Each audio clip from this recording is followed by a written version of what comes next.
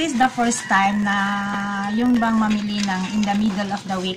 Na-shock ako kanina na nagasta lahat is Tita Barla. Tita Barla Loving Life. Yes, welcome to my vlog. Please subscribe and click the notification bell for more updates. See ya! Tita Barla at ang bago niyang buhay. Bagong isip. Good afternoon mga kasari, mga katita at YTA aspirant family. Good afternoon. This is Tita Barla. Welcome to my channel. Sa mga baguhan, thank you so much for subscribing. Sa mga nanonood, mga organic viewers, thank you for supporting my channel. Today is August 30. At ang update ko sa aking mga suppliers or ang tawag dito, kung magkano ang nalabas ko na pera for the day. Siguro hindi ko mahohol lahat kasi masikip na kami. Wala na akong space paghuhol-hulan dyan. Tapos, yung mga stock kailangan nalabas agad kasi nga may mga bumili. So, ito yung aking unang napamili. This is the first time na yung bang mamili ng in the middle of the week. So, nasanay ako na pag middle of the week, either Wednesday or Thursday, ang bilihan nga, magdala lang yan ng 3,000 at 4,000. Shock ako kanina na ang nagasta lahat is 6,055 pesos. Normal na gross pamili ko is Sunday. Pag middle of the week yan, si Mr. ang papuntahin ko na lang para hindi na magsarado ang tindahan. Sa isang grocery is 1,812. Ang nagpamahal niyan is ang 2 sakong bigas. At saka bumili na rin ako ng 2 case ng Coke litro. Kapakita ko lang yung maha-highlight ko doon sa pinamili. Kasi nga hindi ko na ma-haul, mabibidyohan lahat. Hindi ko na mabablog. Welcome back, mister. O ano ang pinamili mo? 2 bigas. Ano tong mga karton? Ayan, may Coke pa. At iba pa. Anong nandito sa loob ng Metro Bank? 2 juice. Nandiyan. Ito pala yung 2 case ng Coke litro ko. Yan ko na lang na 3 Royal tsaka 3 Sprite. Kasi meron pa naman akong tatatlo niyan. So kumbaga kalahati. Hindi naman ganun kabintahan yung Royal at tsaka Sprite. Mas grabe si Coke. So si Coke na ang pinadami ko.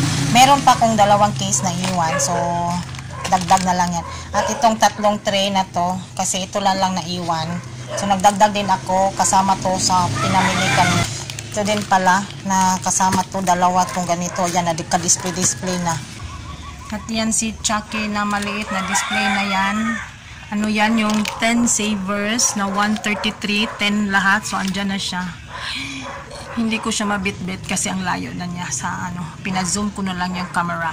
Okay, yan. Ito lang ang parang nagulat ako na kung kailan na sana ako magpe-presyo si El Rancho Beef Loaf. El Rancho Beef Loaf na 155 grams. Ito ay nagumpisa akong bumili nito is last week. Nasa 17.50 po ang isa nito sa isang tindahan. So binebenta ko siya ng 21 pesos. Ayan. At ito na lang isa ang naiwan. So, nagdagdag 2. Ayan, wala na, 2. Kasama to siya sa pinamili. At ang laking gulat ko kasi nagiging 37.50. Nasa resibo talaga nila. El Rancho Beef Loaf 155G. 37.70 pa lang. Paano ko na ibebenta to ng 21 pesos kung 37? So baka nagkamali sila ng encoding. Baka ang itong presyo na 37.70 is good for 220 grams. idadaling ko ito ngayong Sunday at irereklamo ko siya.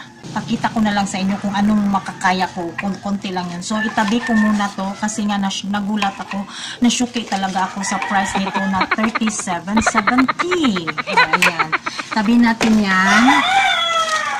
Yung 2 litro ng Coke, hinatian ko na lang ng 3 Sprite at saka Royal.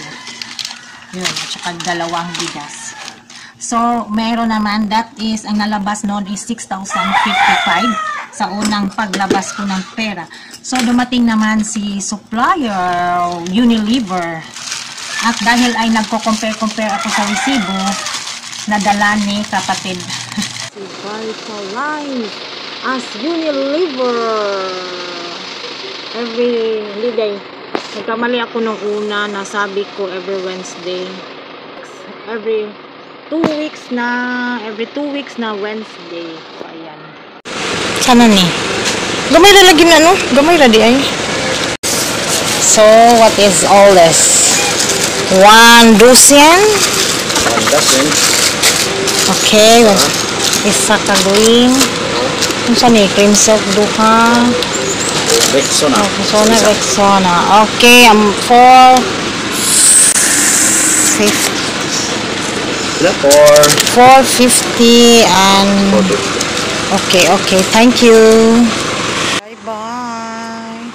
So, ito na. Ang nabili ko ni Unilever is 2 tie kasi hindi sila pwede ng 2 tie nitong cherry blossoms. 2 dozen din ni cream silk. Sunsilk, 1 tie. At ito, si Rexona. Si Rexona is, kung bibili ako sa tindahan is 730, sa kanila is 673. Kaya yun na nahiwalay yung resibo dahil pinapakita-kita ko sa kapatid ko nga, tingnan mo. 673 lang kung sa panel. Hindi naman ito as laging mabibenta, pero nabibenta. Pero at least na lang, naka-cheaper ako dito. O, diba? So, ang update ni Unilever is, ay, hindi pala sila weekly ang ipunta nila dito. Ang ano pala nila is every 2 weeks. So, ang update niya kanina is, hindi na daw sila pupunta dito as magdala ng panel. Last day daw ngayon. Sa susunod daw ay pupunta daw dito ang ahente, kukuha ng order, parang booking. Tapos ilang araw, saka pa i-deliver. I-check ko lang yan kung kasi kung magbo-booking pa ako tapos kukunti lang naman ang kukunin ko tapos sa susunod na araw pa ilang days, 3 to 5 days pa daw ang delivery date, wala na akong stocks. I-check ko na lang yan kung kaya pa ako mag-stock ng good for 2 weeks. Ito, matagal pa to eh. Okay pa to. Kaya pa to. Kaya nga ako kumuha ng 2 ni cream silk kasi nung sinabi niyang ganun, eh, mas mabenta itong green. Ito si red. Sakit na sa ilong. So, yun. Ito ay Unilever is 450 pesos. At ito naman si beer. Kaninang tanghali dumating is 1,139. 2 case lang. Isang Red Horse na litro at isang grande. Yun. So, ang total na labas ko for the day is 7,644 pesos. So, yan lang muna ang update ko for the day, ang aking mga suppliers at ang aking napamili. Ang na-highlight ko lang is lalo si Beef Loaf.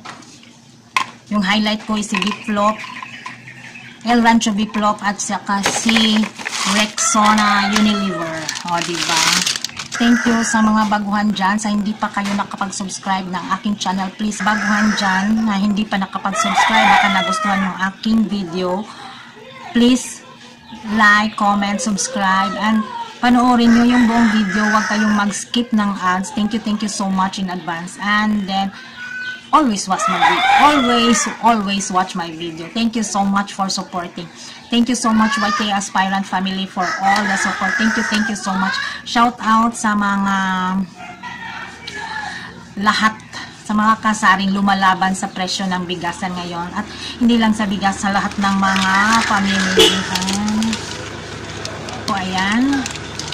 hindi naman gumanda ang panahon. Nag-start na naman ng kulimlim, kaya hindi na siya nagiging masyadong maliwanag. Okay. Yan lang muna for today. Thank you so much everyone. Goodbye.